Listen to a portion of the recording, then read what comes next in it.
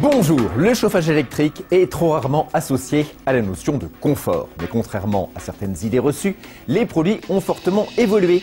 Et les vieux convecteurs, les grille-pains, ont laissé la place à des radiateurs performants.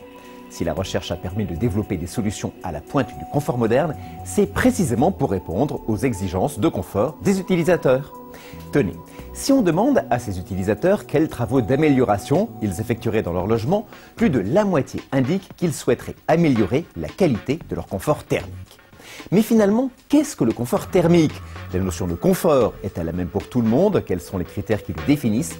Autant de questions que nous allons directement poser aux utilisateurs pour qu'ils définissent leur perception du confort. Chez moi, j'aime bien ressentir doucement la chaleur, qu'elle ne soit pas agressive. C'est très important pour moi de ressentir doucement la chaleur. Le premier critère de confort thermique est donc ce que l'on appelle communément la chaleur douce. De quoi s'agit-il? C'est une chaleur émise par rayonnement. On parle de chaleur douce car elle n'agresse pas le corps humain. Au contraire, elle lui procure une chaleur douillette, un effet mohair.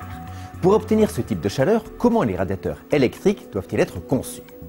Parmi les différentes solutions que propose le chauffage électrique, les appareils qui possèdent un film chauffant en façade permettent d'obtenir cette sensation de douceur. Observons leur fonctionnement.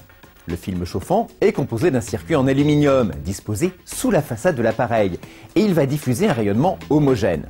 C'est parce que le rayonnement dégagé par le radiateur est comparable à celui qu'émet le corps humain qu'il ne va pas perturber son équilibre et que l'on pourra parler de chaleur douce. En réalité, les conditions pour qu'un radiateur électrique émette une chaleur douce sont au nombre de 3. Tout d'abord, la surface d'émission de chaleur. Plus la surface du radiateur sera importante, plus il sera facile d'émettre une chaleur douce. Deuxièmement, plus le rayonnement se fera à basse température, plus on obtiendra cette sensation de douceur.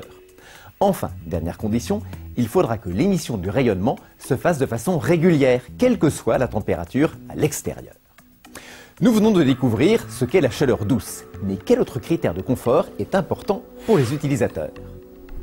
Ce que j'attends pour ma famille, c'est un air agréable et sain à respirer. De ne pas avoir la gorge trop sèche, une sensation d'irritation au niveau de la gorge. C'est important pour nous, c'est pas avoir un air trop sec. La qualité de l'air respiré. Pour préserver un air sain, il est primordial que le taux d'humidité relatif de la pièce soit supérieur à 30%, idéalement compris entre 40 et 60%. Mais surtout, il faut aussi éviter la stratification de l'humidité, c'est-à-dire la superposition de couches d'air plus ou moins humides qui provoque une sensation désagréable. Le chauffage électrique moderne propose des radiateurs avec un corps de chauffe dans lequel circule un fluide caloporteur. Ce fluide transporte la chaleur à travers des collecteurs qui réchauffent la façade. Dans le même temps, l'air chaud va se diffuser naturellement dans la pièce à partir de la sortie d'air située en haut de l'appareil. Pour garantir cette qualité d'air, la température de sortie d'air de l'appareil doit être la plus basse possible. Alors que les anciens grille-pains chauffaient à près de 120 degrés, là nous sommes sur des températures comprises entre 65 et 80 degrés. Conséquence, au contact de l'air ambiant, le mélange air chaud-air froid se réalise parfaitement et la chaleur se diffuse de façon homogène dans la pièce sans former de strates. Simple non? Découvrons maintenant une autre condition de votre confort. J'aime bien une chaleur sans à-coups, une chaleur uniforme. Le fait que la température change trop rapidement, donc entre le froid et le chaud, pour nous c'est un désavantage, un inconvénient. Chez moi, quand j'éteins mon radiateur, j'ai envie de continuer à ressentir la chaleur. C'est ce que l'on appelle la chaleur inertielle. De quoi s'agit-il? Tout simplement, lorsque le radiateur s'éteint, on aime que la chaleur diminue progressivement. En d'autres termes, qu'elle ne tombe pas d'un seul coup. On appréciera particulièrement ce type de chaleur dans les constructions anciennes ou bien mal isolées. Observons un radiateur électrique avec un corps de chauffe en fonte et découvrons de quelle façon il doit être conçu pour émettre une chaleur inertielle. La condition essentielle est la composition du corps de chauffe. Il doit posséder des propriétés inertielles, c'est-à-dire la faculté d'emmagasiner de la chaleur, puis de la restituer lentement. Et pour cela, la fonte est le matériau idéal.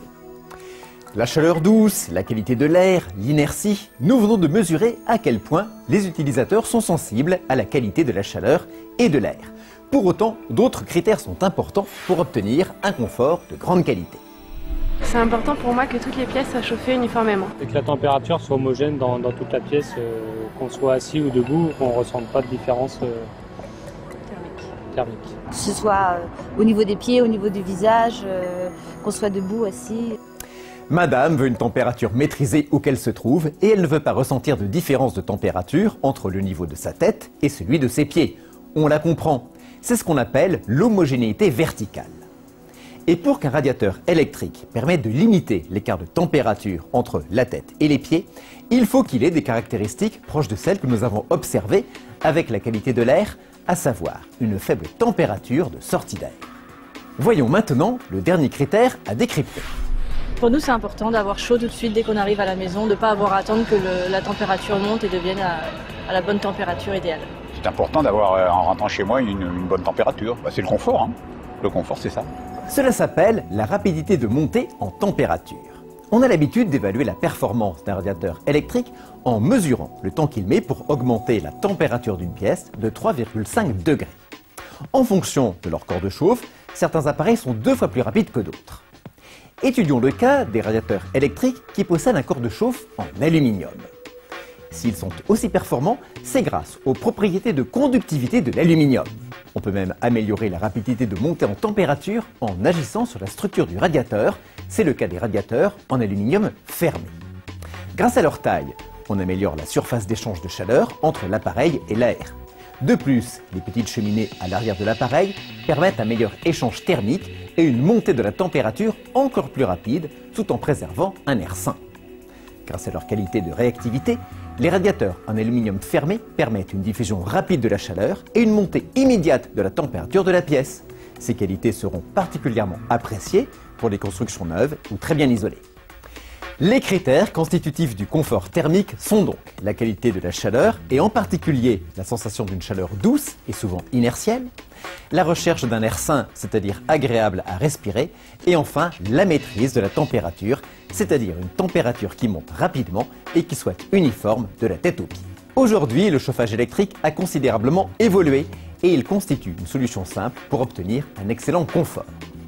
Pour chaque type et chaque pièce de l'habitat, il existe des solutions parfaitement adaptées pour plus de bien-être et de douceur. Ainsi, les radiateurs chaleur douce à inertie, comme les modèles avec corps de chauffe en fonte et film chauffant, conviennent à toutes les constructions récentes ou bien isolées, comme anciennes et moins bien isolées. Il en va différemment pour les autres solutions. Par exemple, on proposera prioritairement des radiateurs chaleur douce avec le corps de chauffe réactif en aluminium pour les constructions récentes et bien isolées, et inversement, des radiateurs à inertie pour les logements moins bien isolés. Pour connaître sans tarder la solution qui vous convient, contactez votre installateur. À bientôt!